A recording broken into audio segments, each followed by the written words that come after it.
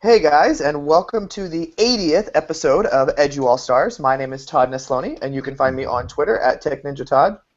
My name is Chris Kessler. You can find me on Twitter at IamKessler. Tonight I am battling a little bit of a cold, so the next four episodes you're going to think that I'm sick for the entire month, but we're recording all these in one evening, so actually hopefully we'll get better next week. So nice to have you guys join us tonight. And as you listen, we encourage you to tweet out using the hashtag EduAllStars, and because we really like seeing the conversations and the things that stick out to you.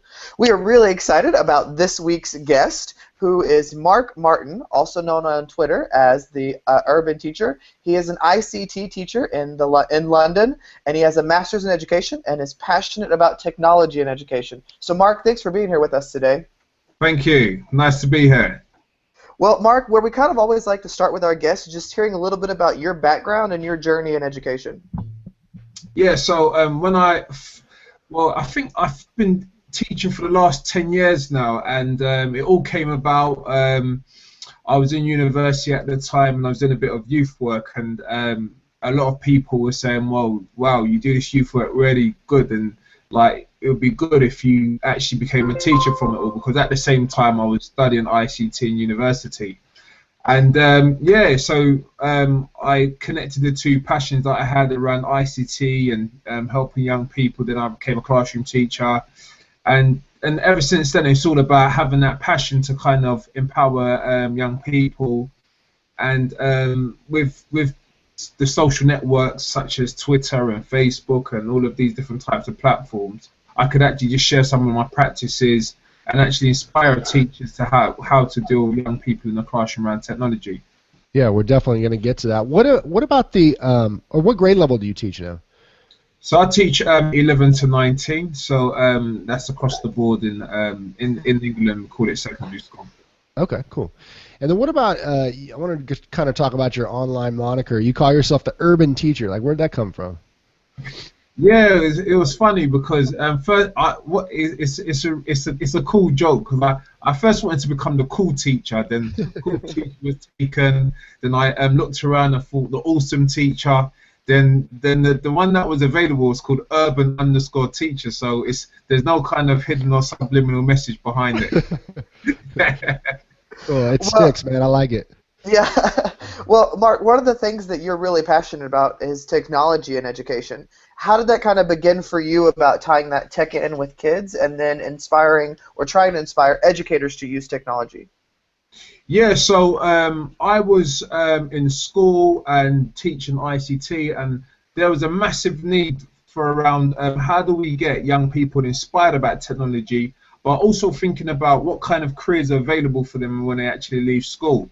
So I was at a conference, heard some really great speakers about how technology is changing London and also changing society, and we need more educators to be on board and to get involved with the actual the movement. So I felt that for myself, I needed to be one of those teachers that wasn't just only based in the classroom, but based on the stage of actually helping the technology world bring like technology into school, but also getting young people and parents equipped and adapt for the 21st century.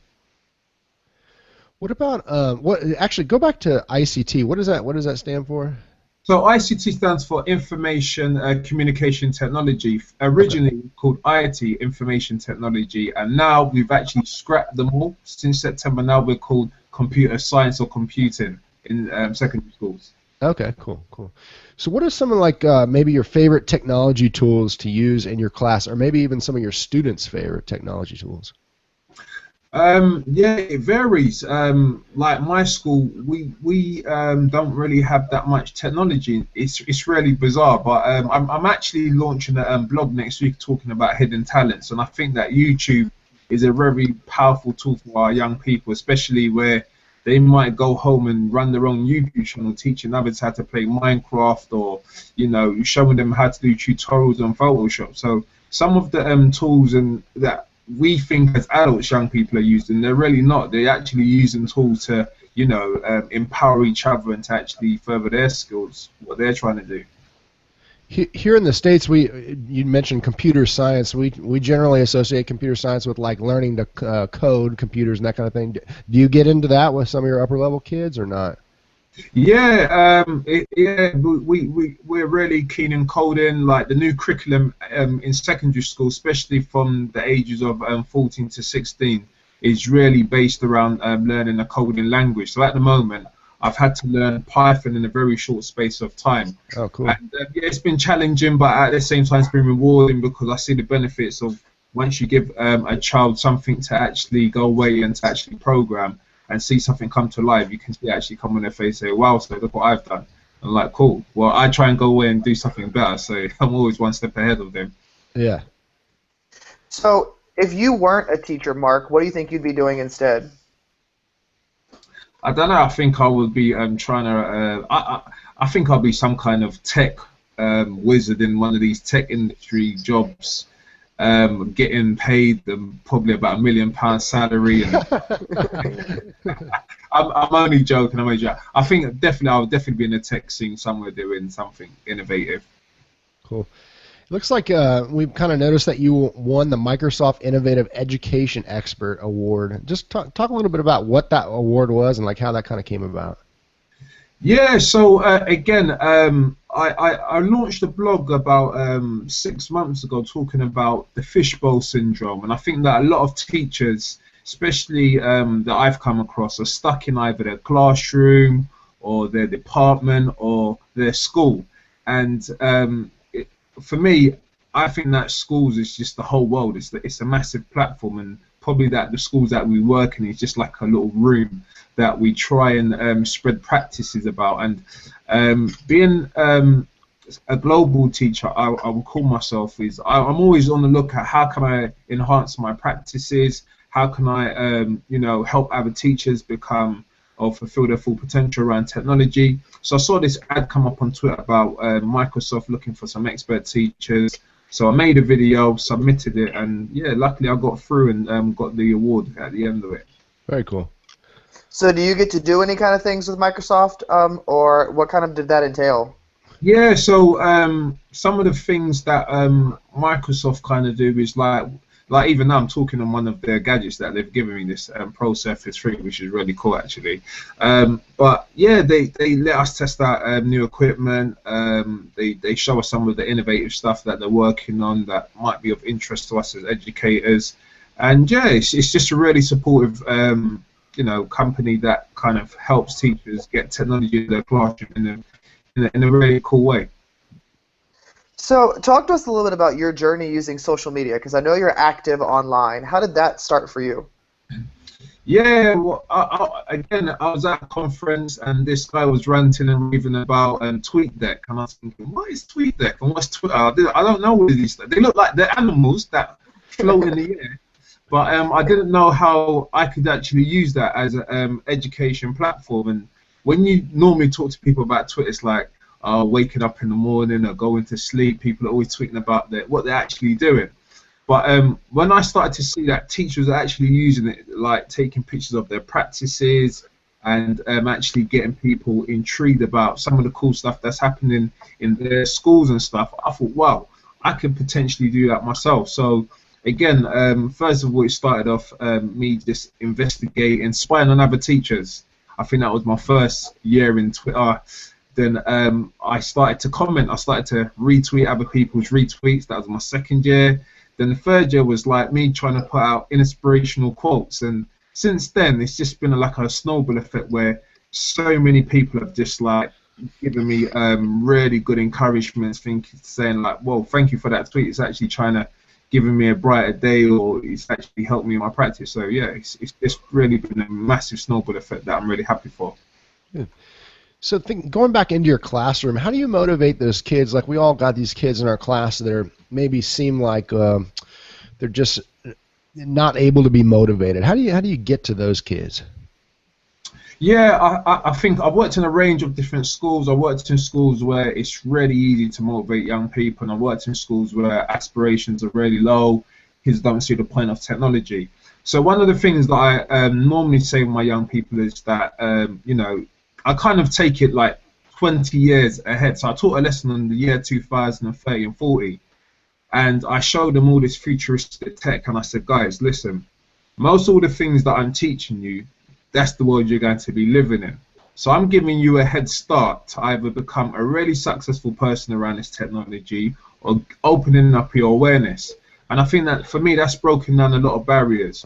Also, I've got parents on board. So last year I was teaching parents about, they would come to my lesson. So after school, when I finished teaching kids, I'd do a parent lesson where I teach them about what kind of technology they can actually be helping their young people at home with and helping with their homework and stuff.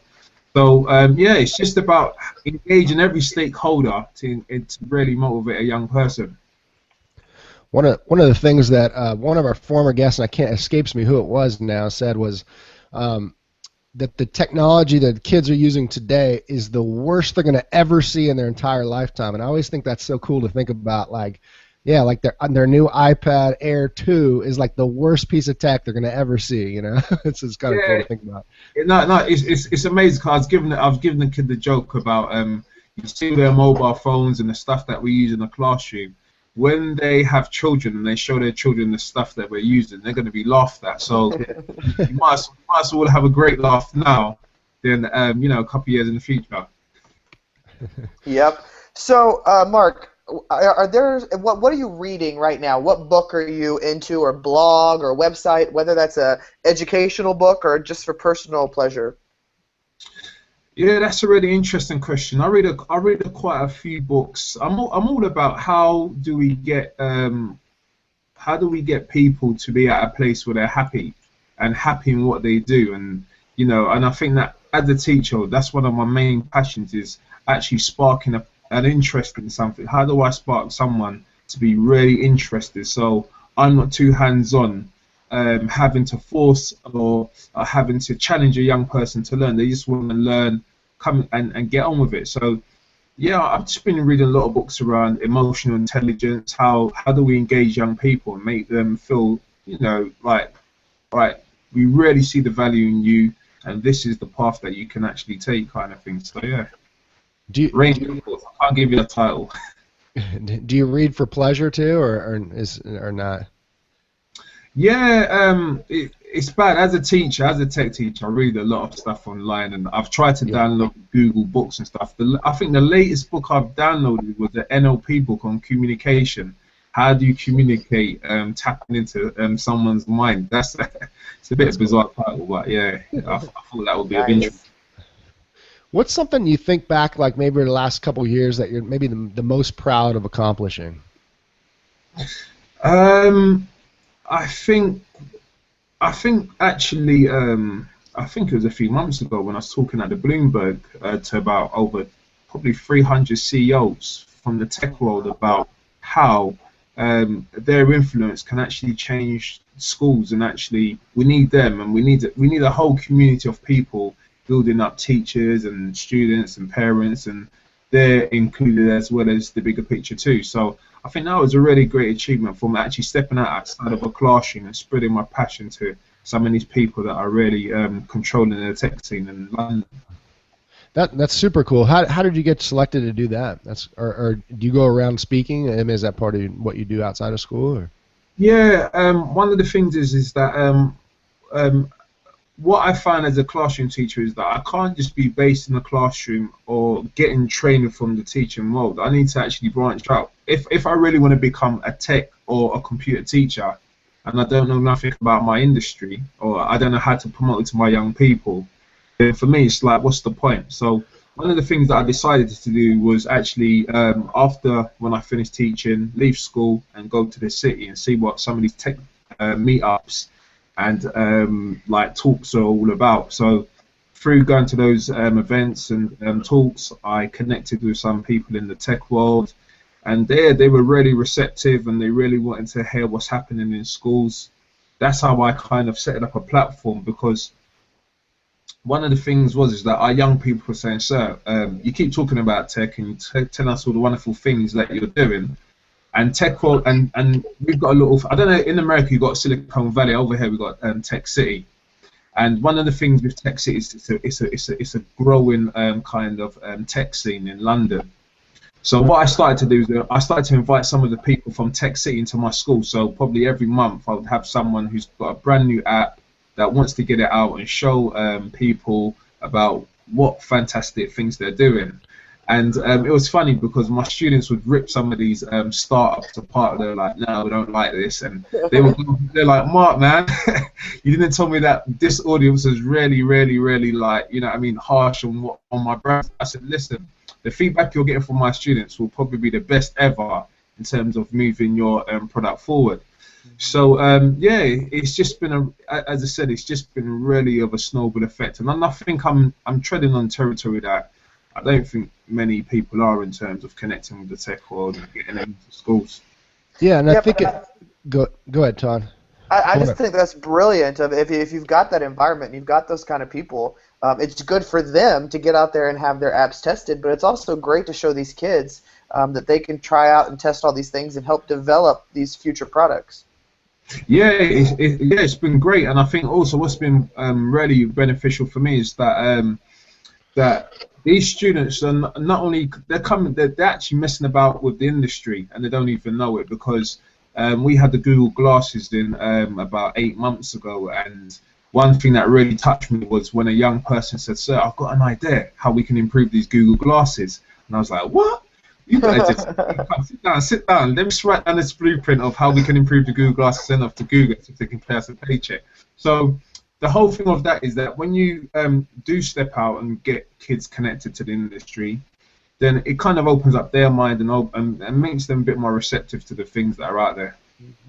Yeah, I'm just thinking from like the CEO perspective too. Is these guys are probably all sitting around going, "Man, I wish we had the mind of a teacher in here too, so we could tell that person what we want kids to be learning too, because you know obviously they have a stake in kids' education as well, and these kids come to a job and they don't know how to do X, Y, Z or whatever, and so that really helps them probably to have you know your eyeballs on what kind of technology is out there. And to take it back to the classroom for these kids to check out. That's really cool. It's a cool like two-way win for everybody. Mm. Yeah. Sorry, I lost my train of thought here. I lost my place on that. I had to go publish the live feed there. So what about what's one thing, Todd, it's you, dude. When you're having a really rough day, what do you do to kind of recenter yourself? You got to tell yourself a joke. You make up the most craziest joke you can in your vocab, and you laugh, because I think you can't take yourself seriously when you're teaching, because well that's when stress comes on, that's when all health problem comes on. So sometimes you've got to even laugh at yourself and get it wrong in a day. And I think that for me as a teacher, the one thing that's really helped me through the last 2 to 3 years is that I'm actually comfortable with failing and actually getting it wrong, so that I can get it right in the next couple of weeks, or hold my hand up and say, you know what, young people, sometimes in life we do get it wrong, but it's all about having that kind of common purpose to move forward together. So I think for me, bad days are kind of, yeah, we will have bad days, I would say, but in terms of dealing with it, I leave it and deal with it on the spot and try not to take it home. Yep. What's something like in the classroom that you've learned over the last year that you look back and you're like, man, that was amazing. I can't, you know, that really has helped me grow. Yeah, one thing that's really helped me in the classroom is really weird. It's actually when you're dealing with behavior, there's ways you can deal with behavior that can actually make or break a lesson. And I think that taking young people outside and asking them how they are and how, you know, do they sleep well, do they have breakfast, and all of this kind of stuff actually helps a young person to think more about their learning. Because I think beforehand is that we see behavior in our classes, and sometimes again it does play on our emotions, but when you take a step back and actually take that young person outside and to see what's happening in their life, I think that's really helped me a lot to have a deeper understanding and be mindful about situations, how to, you know, pick your battles, as they would say. What do you think right now is the biggest challenge in education? I think the biggest challenge in education is preparing young people for the 21st century and actually giving them the right skills to actually, you know, go out into employment. also giving them confidence of their own ability. I think that, I mean, in society there's a lot of pressures from home, there's pressures from school, and I think sometimes as teachers and young people, they kind of are susceptible to those things. But I think one of the main things at the moment for me that I see is actually instilling with our young people a massive, confidence, and to say that you can actually do it. Whatever you got, whatever dream you can pursue, you can actually do it. And those kind of voices or negative criticisms that you hear are those things that should be building you up to actually pursue your goals. If you could go back and see yourself as a first-year teacher, what kind of advice would you give to yourself? That's a good one. I like that one. I think I would say you can't reach perfection. That's what I would say if I was, because when I first came into teaching, I thought everything needed to be perfect and everything needed to be in an immaculate way. And I think that now it doesn't. Sometimes teaching and learning doesn't look neat and tidy. It looks messy sometimes. It just looks something. If you came into my classroom sometimes, you think, what the hell is going on? and sometimes it could just be the fact that I'm so passionate about something that it's gone off track, but the kids are still learning from it, or students are still learning from it. I love that. Yeah, great advice. So, Mark, what is something, the question that we always love to end on is, what is something that you're really passionate about right now? That's when you said that, I had 100 things coming to my mind. So I think that might have been the wrong question for me. I think I'm passionate about everything. I'm passionate about just being here, talking to you guys. I'm passionate about going to sleep, waking up, teaching, learning. I think I'm really passionate that I'm in this era of 2015. There's a massive movement. It's a great time to be living because we're on the cusp of something. I don't know what it is, but we're on the cusp of empowering young people. Because when I was growing up as a young person and learning about tech and learning about learning, you had to go to a school and do it. But with all of this kind of technology where you can learn online and make stuff with all these gadgets coming out, such as Raspberry Pi and all of these kind of things, it kind of takes learning to a personal level. And I think that it's such a great time to, personalize learning. For me, you can personalize your own teaching training if you wanted to, or develop yourself. You don't need to wait on anyone. Yep. Yeah, that's a great point. It's not only personalize your learning, but your own learning as well. It's a great point. So, Mark, thanks so much for being here tonight. Like, how can listeners connect with you if they're looking to get a hold of you? Yeah, you can connect with me on my website, www.urbanteacher.co.uk. Also, you can say hello to me on Twitter, urban_teacher. And just connecting with you guys has been great. So again, just keeping those links alive. And if I do ever come to the other side of the pond, you've got a classroom for me to inspire. Awesome. And you guys can connect with us on Twitter via at EduAllStars HQ. We use the hashtag EduAllStars, and our website is also EduAllStars.com. You can search out EduAllStars with no spaces on iTunes to find the other 79 episodes. Yeah, so many ways to connect with us.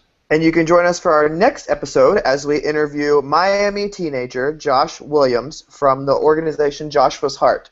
So thanks again, Mark, for coming on with us today. We really appreciate it. Okay, take care, guys. Take care, Mark. Bye.